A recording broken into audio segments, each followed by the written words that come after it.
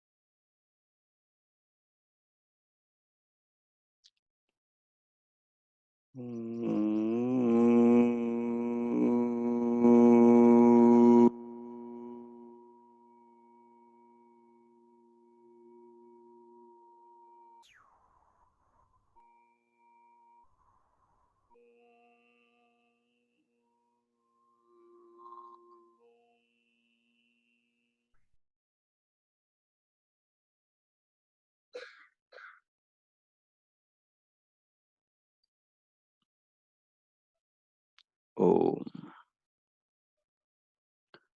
अमृत ध्यान साधना प्रभात सत्संग में आप सभी साधक साधिकाओं का हार्दिक स्वागत है।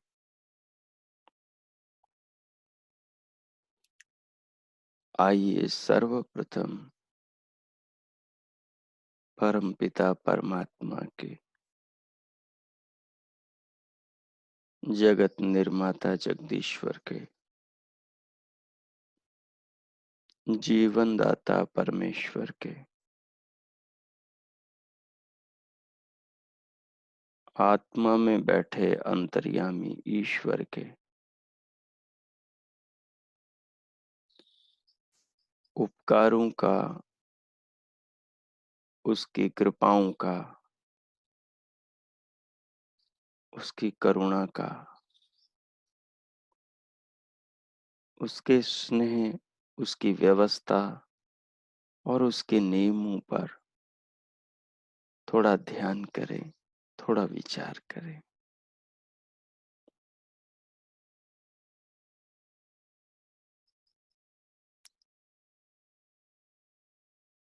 भगवान की कृपा से ही हम हैं, हम थे और हम होंगे। हमारा ये मनुष्य जीवन विधाता की व्यवस्था से ही संसार में इस रूप में आता है, मिलता है, बनता है और चलता है।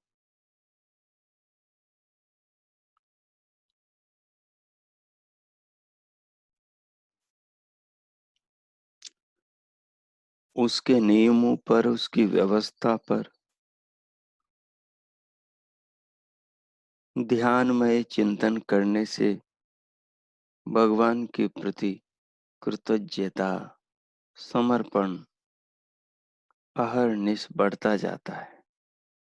ज्यों ज्यों प्रभु के प्रति श्रद्धा और समर्पण बढ़ता है, त्यों त्यों मनुष्य का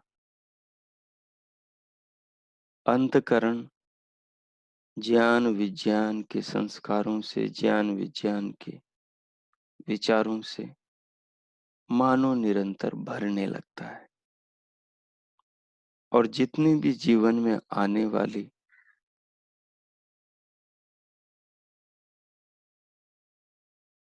नाना प्रकार की, नाना अवसरों पर, नाना परिस्थितियों से उत्पन्न पाप में घसीटने वाली, नरक में ले जाने वाली, रुलाने वाली जो परिस्थितियां हैं, जो वृत्तियां हैं, जो विचार हैं, जो घटनाएं हैं, उन सब के बीच में आदमी को समरस, तटस्थ, अविचल, अप्रभावित और दृष्टा, साक्षी बनाने की दृष्टि देने वाली है। ये तत्व ज्ञान, ये तत्व विवेक, ये तत्व समझ, ये दृष्टिकोण भगवान के निरंतर मनन और चिंतन से धीरे धीरे बुद्धि में, चित्त में, संस्कारों में, अंतकरण में बनता जाता और बढ़ता जाता है। धीरे धीरे जब इतना बढ़ जाता है कि अहरनिश सब व्यवस्थाओं में, सब नियमों में, सब क्रियाओं में, सब घटनाओं में, सबकी ओट में विधाता की झलक दिखने लगती है। बुद्धि से, विवेक से, ज्ञान के अंतर चक्षु से, तो साधक के कल्याण, साधक के उत्थान, साधक की आत्मा का निरंतर उन्नति के सोपानों पर आरोहण होने लगता है। आइए उसके लिए किसी अनुकूल आसन की स्थिति बनाएं, जिसमें आप स्थिर होकर सुखपूर्वक विधाता के चिंतन मनन, विधाता की भावना से अपने आत्मा को परमात्मा से जोड़ने का प्रयास कर सके।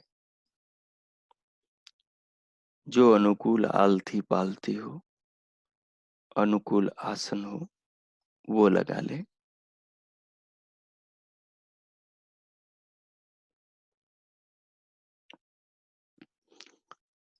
जिसमें स्थिर होकर सुखपूर्वक ध्यान पर्यंत आप बैठ सके।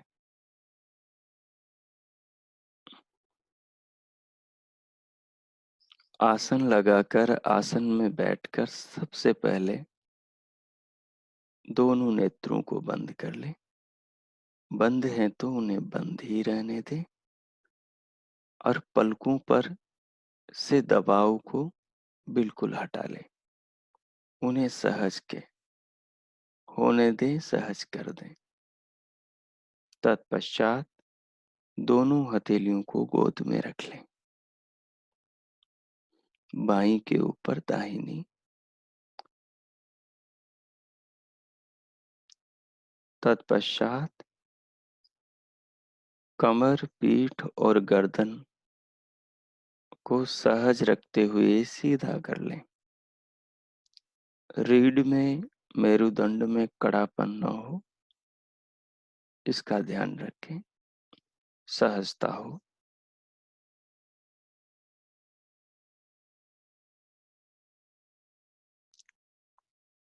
तत्पश्चात पूरी देह को, पूरे शरीर को मन की आंखों से देखें। पूरी देह का मनोनिरीक्षण करें, सिर से पांव तक, पांव से सिर तक, चर्म से अस्थि तक, अस्थि से चर्म तक, संपूर्ण शरीर का अनुभव करें। आसन की स्थिति, आकृति का जिसमें आपका शरीर बना हुआ है, स्थित है, स्थिर है, उस अपनी स्थिति का अनुभव करें।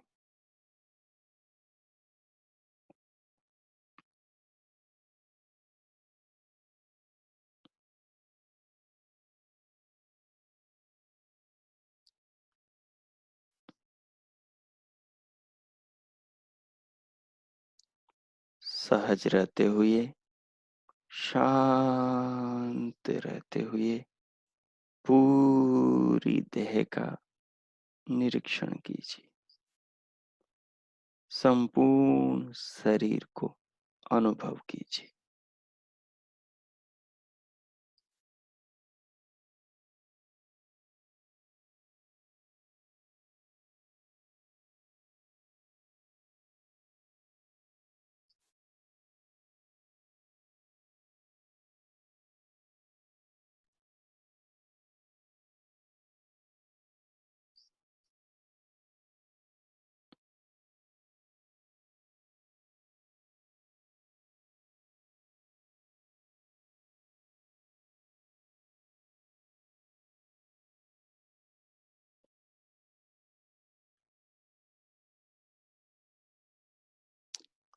शरीर में जहाँ कहीं पर भी खिंचाव, तनाव, अकड़न, जकड़न अनुभव हो, उसे अपने मनोबल से, उसे अपने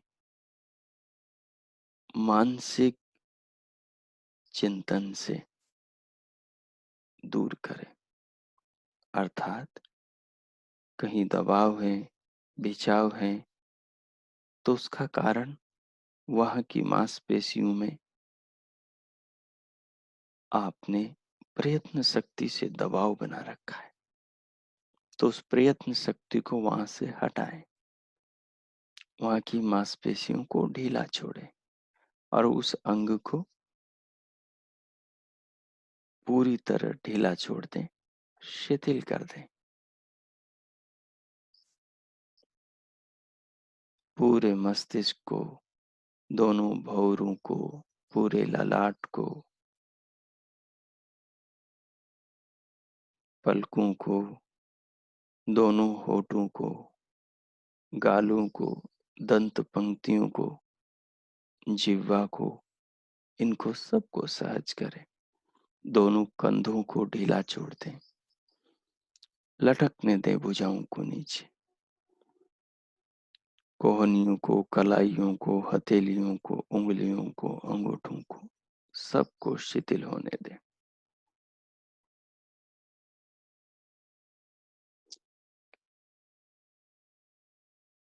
छाती को, पीठ को, पेट को, कटी प्रदेश को, दोनों जंघाओं को, घुटनों को, पिंडलियों को, टखनों को, एड़ियों को, तलुओं को, पंजों को, उंगलियों को और अंगूठों को, सिर से पांव तक, पांव से सिर तक, संपूर्ण शरीर को शिथिल करें और शीतल अनुभव करें।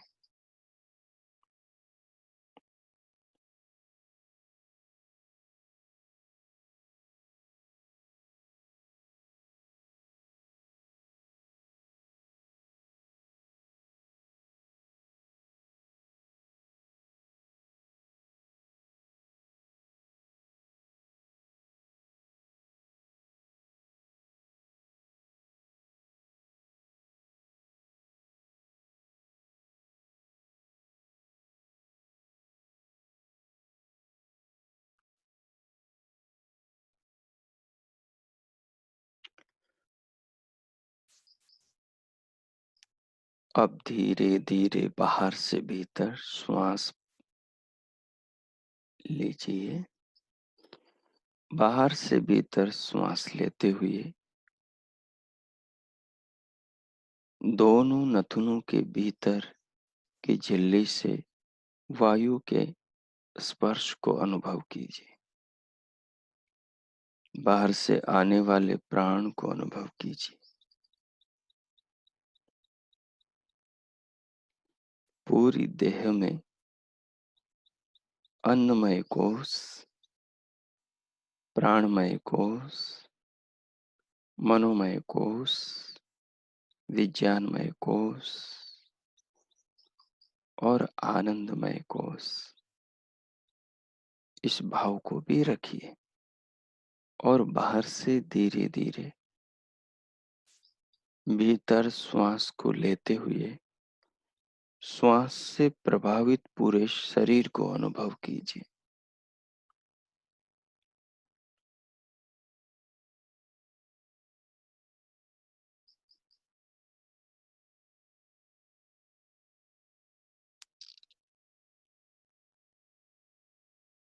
जितना धीरे धीरे श्वास लेंगे और अनुभूति के साथ लेंगे, उतनी ही शीघ्रता से शरीर की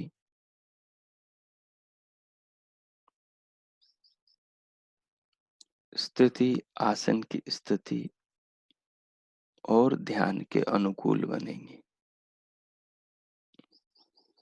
शरीर का सारा तमोगुण, आलस्य, भारीपन, निद्रा तंद्रा सब दूर होकर शरीर पुलक और हल्का हो जाएगा। पूरी देह निर्भर होगी।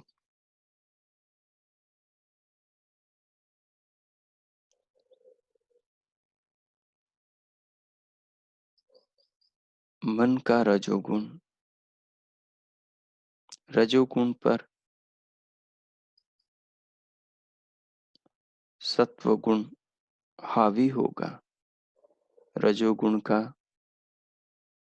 मन पर प्रभाव कम होगा। धीरे धीरे रजोगुण शांत हो जाएगा, दब जाएगा, सत्वगुण उभर जाएगा। उससे मन शांत होगा, चंचलता रहित होगा, एकाग्रचित हो सकेगा।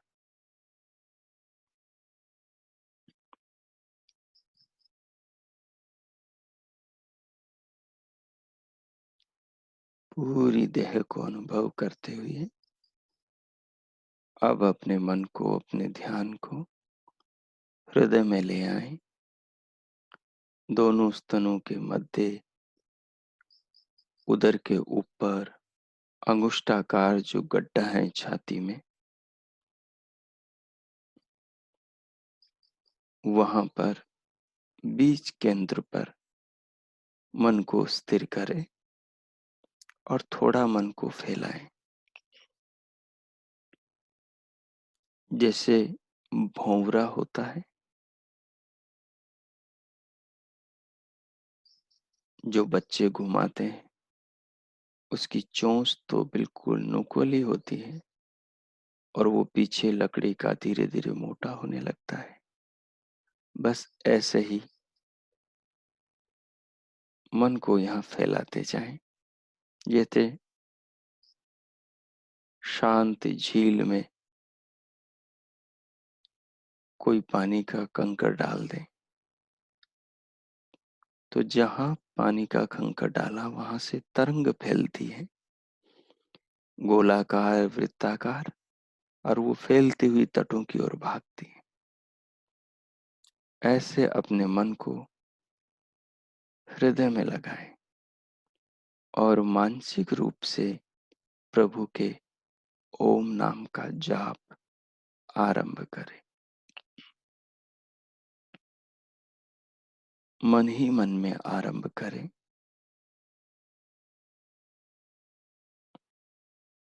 और ओम के जप से जो तरंगें उत्पन्न हो, उन्हें पूरी देह में अनुभव करें।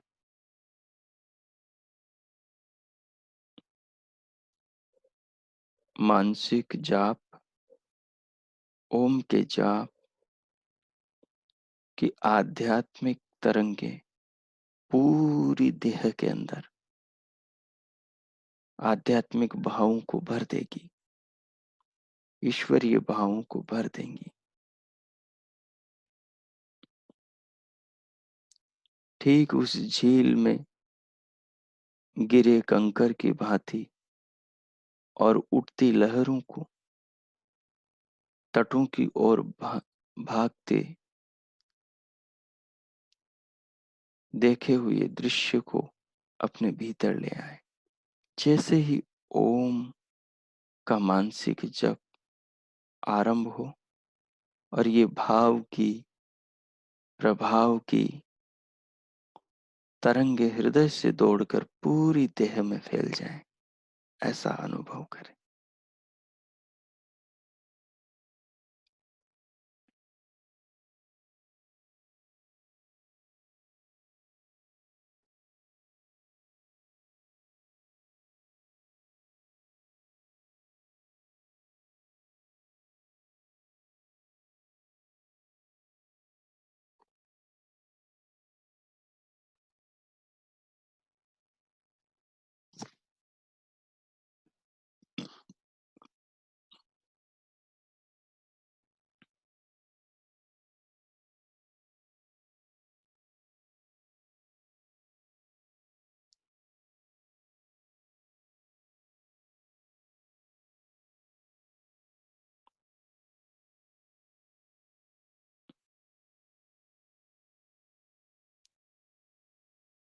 अब अपने मन को हृदय से ऊपर ब्रह्मरंध्र तक ले जाएं, जैसे दीपक की लो दीपक से चलकर ऊपर फैल जाती है, ऊपर उठती है।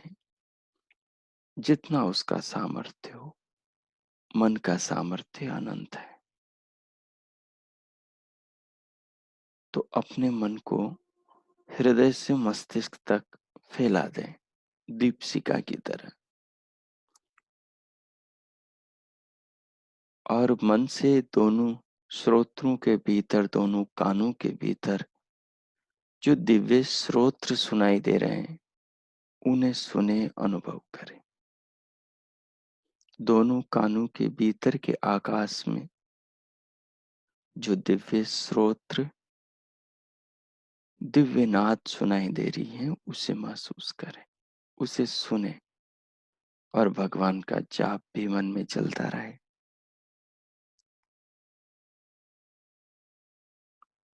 साथ में हृदय से मस्तिष्क तक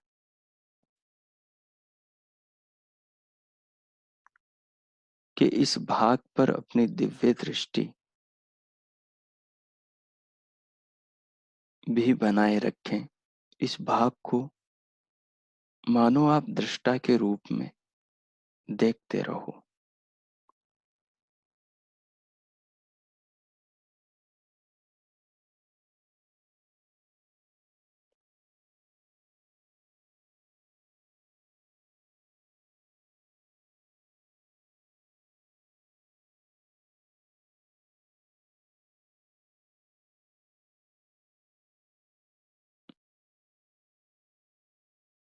पूरी देह में अलौकिक अनुभव होंगे, जिन्हें शब्दों में कहा नहीं जा सकता, परंतु अनुभव करने से होंगे।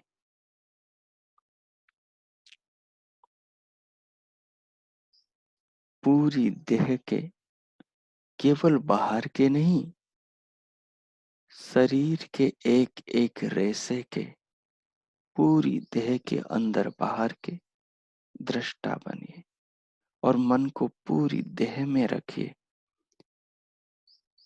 और विशेष रूप से हृदय से मस्तिष्क तक। सब काम क्षणों क्षणों में होंगे। मन का सामर्थ्य अद्भुत है। अनंत नहीं, पर हम अनंत कह सकते हैं। अद्भुत सामर्थ्य है।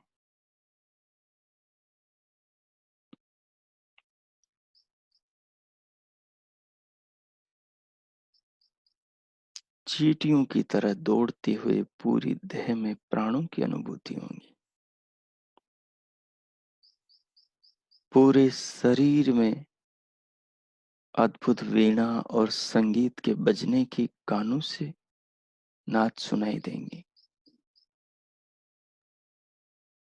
धीरे धीरे दिव्य दृष्टि के प्रकाश से हृदय से मस्तिष्क तक का स्थान पूरा भर जाने लगेगा।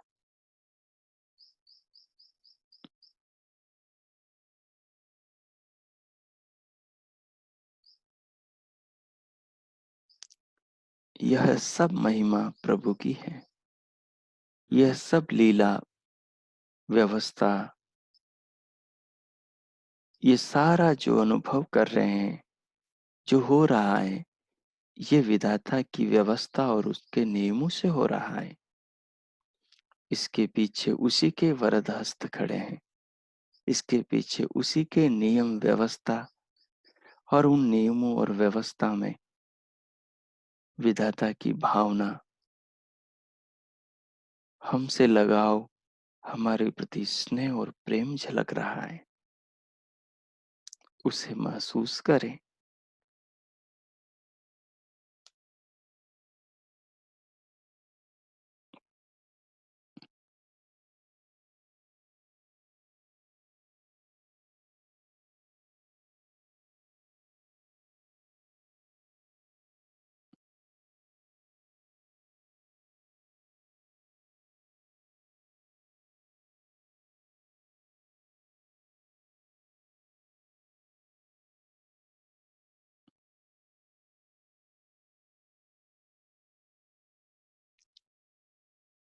अब स्वयं को, अपनी आत्मा को,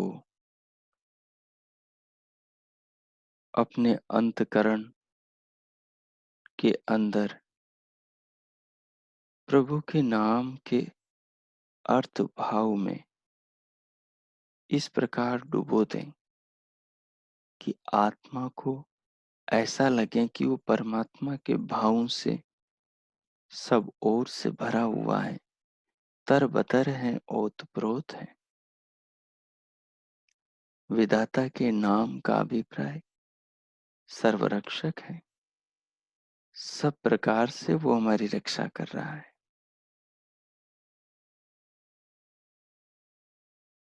उसके हाथ, उसकी व्यवस्था के तार, उसके नियमों की रश्मियां हमारी आत्मा के भी पार निकलती है।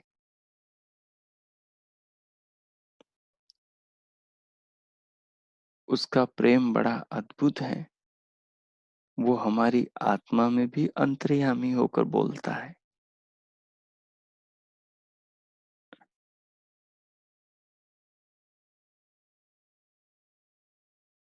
उसे अनुभव करें। इस मानव जीवन का विधाता अनुभव करें। संपूर्ण सृष्टि का रचयिता अनुभव करें।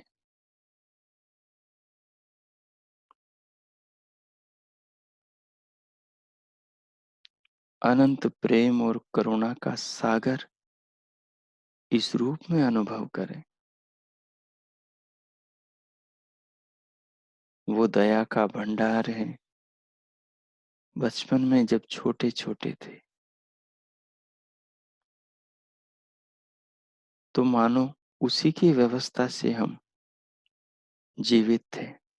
जब छोटे से बड़े हुए तब उसी की व्यवस्था से जीवित थे, और आज और बड़े और जवान हो गए तब भी उसी की व्यवस्था से जीवित हैं, और बूढ़े और मौत के किनारे हैं शरीर को बदलने के लिए तैयार है, तब भी उसी की व्यवस्था से हैं। उसकी व्यवस्थाओं का सुख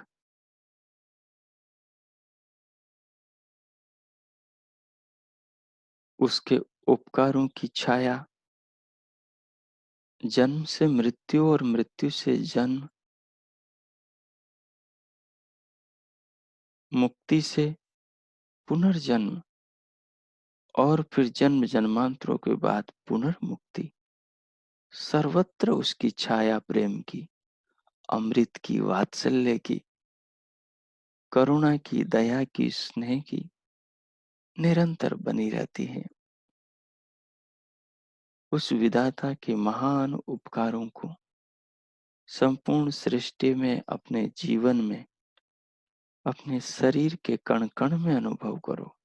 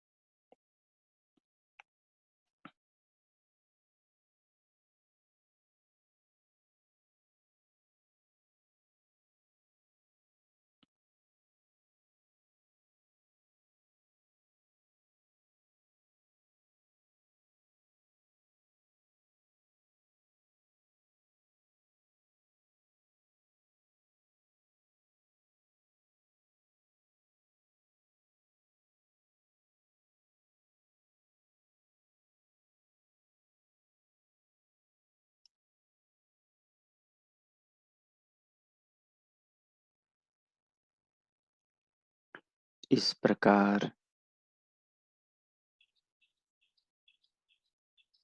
उसकी कृपा का प्रकाश सूर्य की भांति अपने संपूर्ण जीवन में महसूस करो।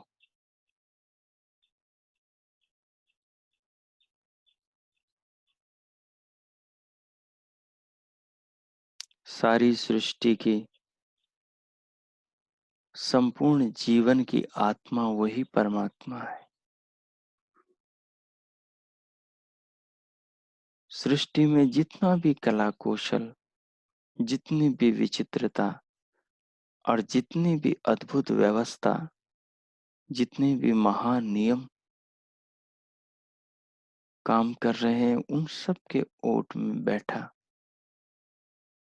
वही कलाकार, वही चित्रकार, वही महान कवि, मानो अपनी सत्य कल्पनाओं को अपने नियमों से निरंतर, अपनी व्यवस्थाओं से निरंतर धारण और इनका पोषण, रक्षण, संवर्धन किए जा रहा है।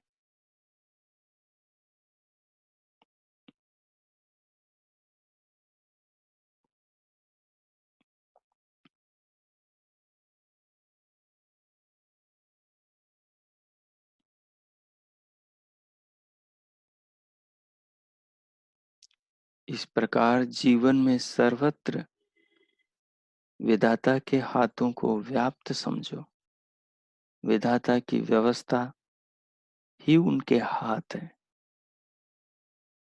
सारा अंतरिक्ष मानो भगवान का उदर, पृथ्वी उनके चरण, द्युलोक उनका भाल, चांद सूरज उनके दो चक्षु,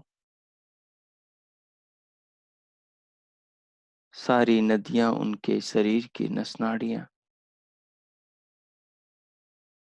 और पृथ्वी की सारी औषधियां वनस्पतियां मानो उस विधाता के शरीर की रोमकूपें हैं, रोवे हैं। मानो हम सब उस बच्चे के उदर में उत्पन्न कृमि की तरह है, जो उस बच्चे के शरीर में अंदर पैदा होकर अंदर ही मर जाता है। वैसे ही हम सब संसार में उत्पन्न होकर मर जाते, फिर जन्म पाते। परंतु मनुष्य इतर प्राणियों से मनुष्य होने के कारण विधाता से ये विशेष हमें सामर्थ्य मिला है कि हम अपने जीवन को, विधाता की व्यवस्था को, सबको जान सकते हैं, अपने आप को पहचान सकते हैं, अनुभव कर सकते हैं, भवसागर से पार हो सकते हैं, तमाम प्रकार के दुरितों का विनाश कर सकते हैं।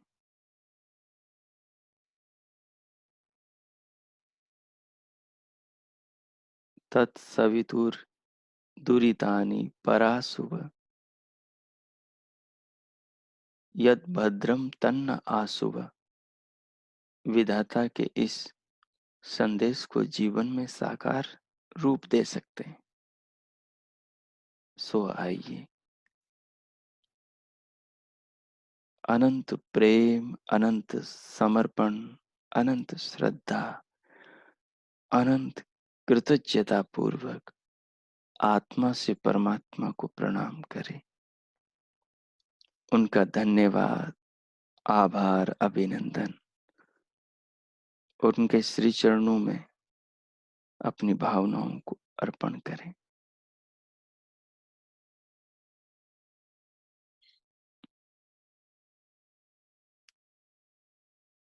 ज्ञान के महान भंडार इस विश्व के भी पिता, हम सबके भी पिता, उस विधाता का आदर और सत्कार हमारे हृदय के भाव में पूरी तरह भरा हो, इस प्रकार स्वयं को अनुभव करते हुए जो चाहिए भगवान से मांगे। अब मैं 1 मिनट मौन होता हूँ, फिर उसके बाद धीरे धीरे भीतर से बाहर आएंगे और जीवन के निर्माण के लिए जीवन में आए समाये छाए दुरितों को बाहर निकालने का प्रयास करें। 1 मिनट तक मौन होता हूँ।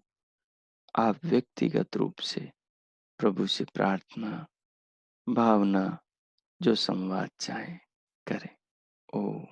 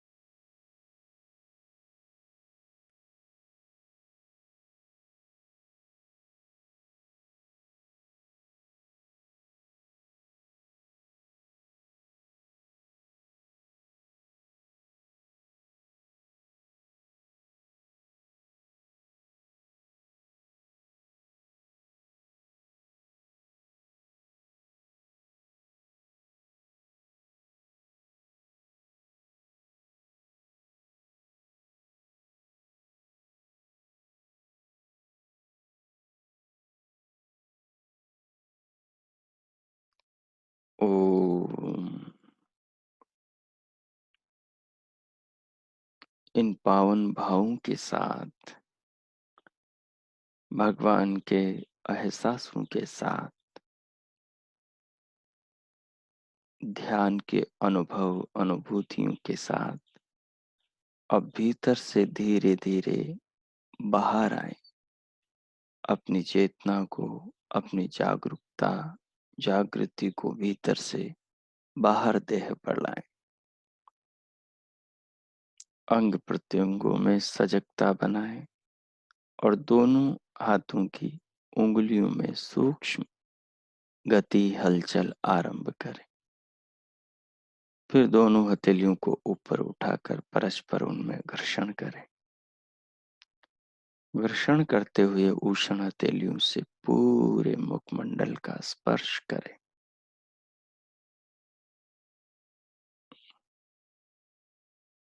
स्पर्श करते हुए उंगलियों के मध्य से पलकें खोलते हुए भीतर से बाहर आ जाएं। ओ।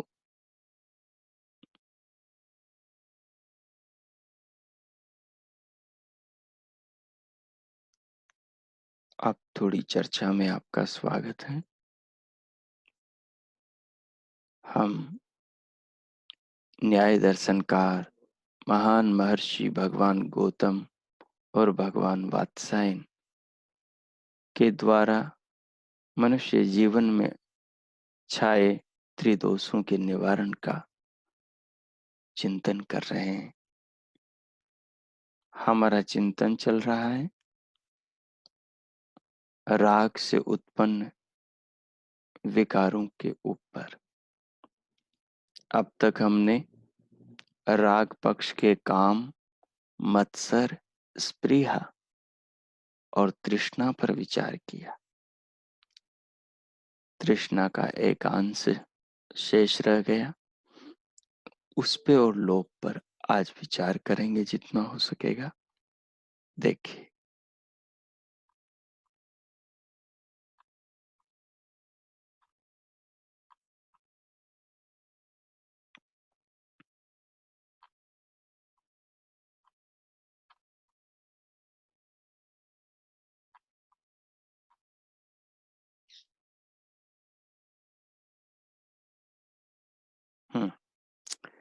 देखिए,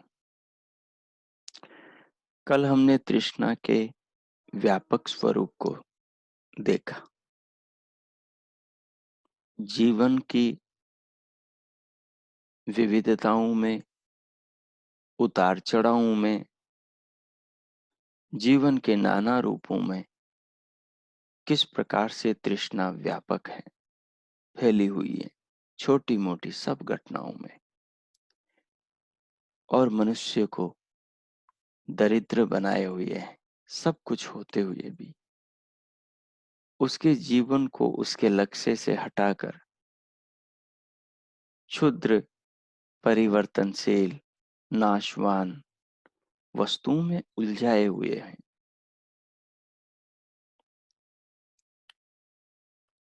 उन्हीं में एक मनुष्य के जीवन में ये भी स्थिति होती है जब वो दान देता है। दान कई रूपों में दिया जाता है। दान का अर्थ धन देना ही नहीं है। दान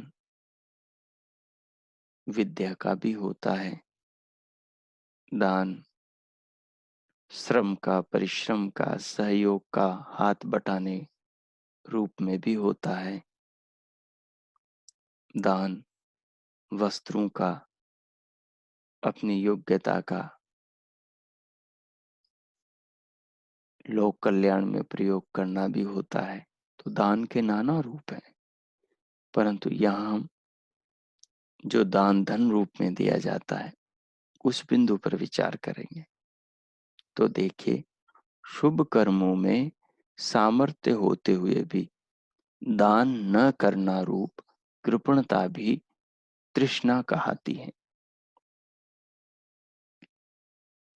अच्छे कर्मों में बुद्धि से पता लग रहा है कि ये अच्छे कर्म हैं, ये भले कार्य हैं। इससे जनता जनार्दन का, जनमानस का, समाज का, देश राष्ट्र का भला होगा, इसमें दान करना चाहिए, ऐसा बुद्धि और हृदय निर्णय दे रहा है। लेकिन उसके बाद में भी उस दान में, उस धन में जो स्वार्थ है, उसमें जो चिपकाव है, उसमें जो आसक्ति है, आसक्ति लक्षणों राग है। राग का मतलब आसक्ति। जो आसक्ति है वो मनुष्य को देने नहीं देती, वो उसे कृपण बना देती है। इसी आसक्ति को तृष्णा कहा है।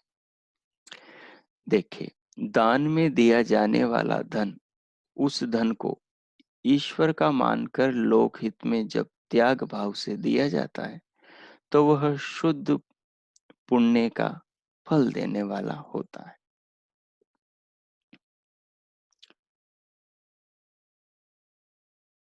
ईश्वर का मानकर लोकहित में जब त्याग भाव से दिया जाता है, पहला ईश्वर का माने, लोक हित की भावना भीतर उपजे और इसके पीछे त्याग का भाव हो।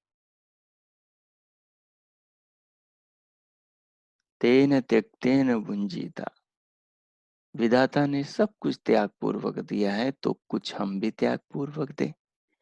और हमारे पास जो है सब प्रभु का है, हमारा तो कुछ भी नहीं। शरीर भी हमारा नहीं, श्वास भी हमारी नहीं, जीवन भी हमारा नहीं, कुछ भी तो हमारा नहीं। तो इस प्रकार की उदार भावना, व्यापक भाव हृदय में आ जाए और दिए हुए के प्रति लगाव न रहे तो वो सात्विक दान है। जब दान मेरेपन की मोहर लगाकर कि ये मेरा है, मैंने दिया है, इससे बढ़िया होना चाहिए, इससे ऐसा ही होना चाहिए, उससे कुछ पाने की लालसा जिसको दिया है, जिसके हाथों में आपका दान गया है, उस दान से, उस व्यक्ति से, उस संस्था से कुछ पाने की लालसा, उम्मीद, तृष्णा है। ये तृष्णा रखकर दिया जाता है तो वह दाता में उस धन के प्रति लगाव पैदा करता है और उस दान को देखकर के भी दाता दिए दान में अपनी भावना को मन में हमेशा वैसी ही पाता है और वह उसको कालांतर में भी नहीं भूल पाता कि मैंने उसको ये दिया है। 10 लोगों को कहता है, कहने का मतलब उसको याद है, उसके भीतर है कि मैंने दिया है। यही मैंपने की मोहर है जो उसने लगा दी है, जबकि उसका शरीर भी किसी और का दिया है और लोक कल्याण के लिए उसने भगवान के हाथ बनकर उस दान को दिया है। क्योंकि ये हाथ विधाता के, हमने बनाए नहीं तो हमारे कैसे हुए। शरीर भगवान का है, सब कुछ भगवान का है, तो देने के बाद में उसमें मैंपना का होना ही तृष्णा है। ये विकार है, ये बंधन का कारण है। यही वस्तु के साथ में जीव को बांधने वाला बंधन है। इसलिए कहा जाता है कि दान वहां दो जहां देने लायक हो। यदि गलत जगह दोगे तो ऐसी चाह मन में बनी रहती है कि मैंने क्यों दिया, मैं वापस ले लूं। ऐसी स्थिति आती है। लेकिन सही जगह दिया हो और भीतर राग हो, तृष्णा हो, मैंपने की मोहर हो, तब भी ये स्थिति बराबर बनी रहती है। और तब वो तृष्णा के साथ उसमें द्वेष भी मिल जाता है, उसमें ईर्ष्या भी मिल जाती है, क्रोध भी मिल जाता है,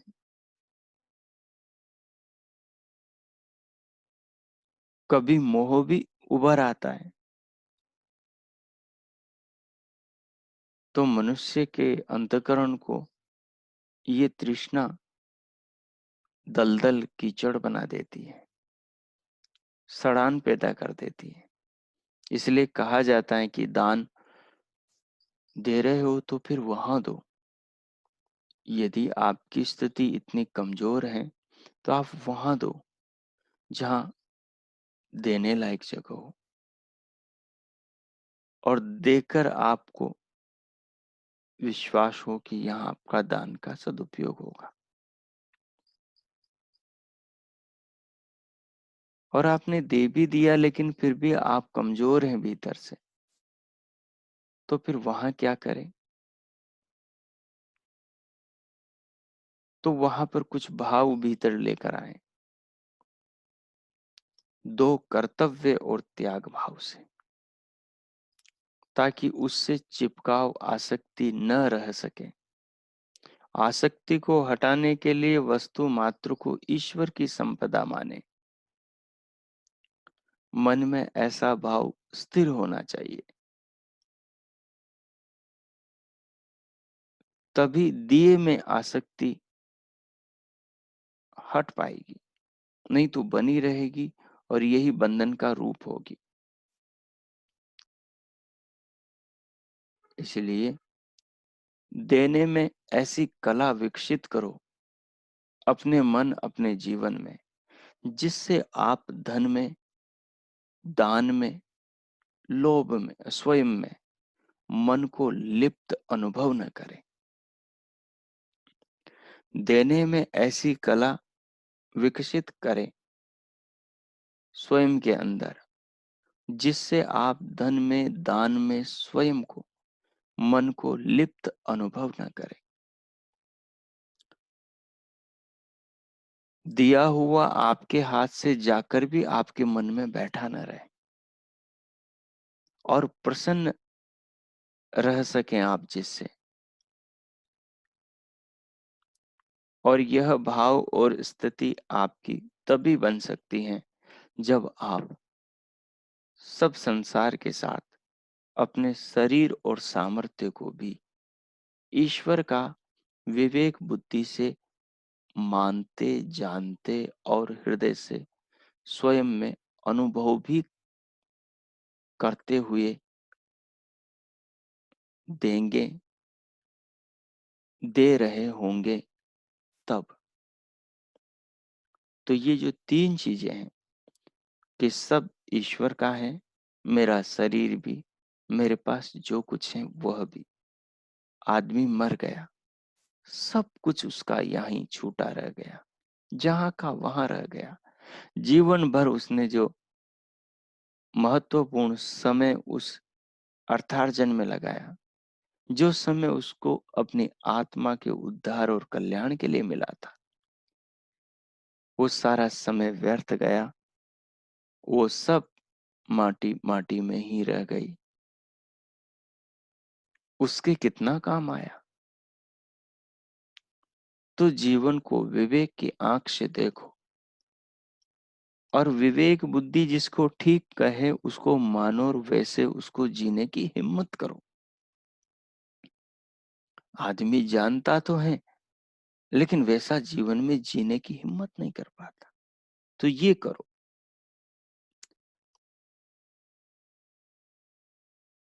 आदि आदि मन का वस्तु में जो चिपकाव है, उसे हटाने का यह एक सरल तरीका है। इस पर आप विचार करें। इसके आगे की चर्चा, लोभ पर विचार, हम अगली बैठक में करेंगे। आज इतना ही। आप सबका बहुत धन्यवाद। आप अच्छा सुन रहे हैं। अब शांति पाठ।